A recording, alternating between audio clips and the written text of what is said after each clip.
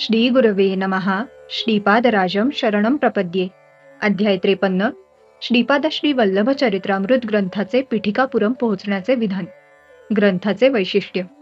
मी लिहिलेला श्रीपाद श्री वल्लभ चरित्रामृत ग्रंथ थोडे दिवस श्रीपाद प्रभूंच्या मामांच्या घरी होता. त्यानंतर त्या संस्कृत ग्रंथाचा तेलुगू भाषेत अनुवाद करण्यात आला. तेलुगू भाषेत भाषांतर झाल्यावर मूळ संस्कृत ग्रंथ अदृश्य झाला.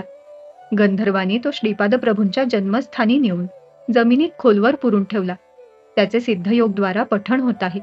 मी रचलेले चरित्रामृत श्रीपाद प्रभूंच्या दिव्य पादुका जवळ ठेवून मी त्यांना वाचून दाखवले. ऐकण्यास आलेले 5 भक्त ते श्रवण करून धन्य झाले. मी पंडित नाही, त्यामुळे कोणता अध्याय वाचला असता काय फळ मिळेल ते सांगू शकत नाही. श्री बापनाचार्युलूच्या 33व्या पिढीच्या कालखंडात या ग्रंथाची तेलुगू भाषेतील प्रत उदयास येईल. ज्या भाग्यवंत व्यक्तींनी हा ग्रंथ उदयास आणला त्यांनी श्रीपाद प्रभूंच्या जन्मस्थळी जाऊन तेथील महासंस्थानाच्या परिसरात पारायण करून हा ग्रंथ श्रीपाद प्रभूंच्या चरणी अर्पण करावा. या ग्रंथाचे पारायण चालू असताना पारायण करणाऱ्या भाग्यवान भक्तास गाणगापूर क्षेत्रातून पाठवलेला प्रसाद मिळेल. तो प्रसाद आणून देणारी व्यक्ती बापनाचार्युलूच्या 33व्या पिढीतील असेल.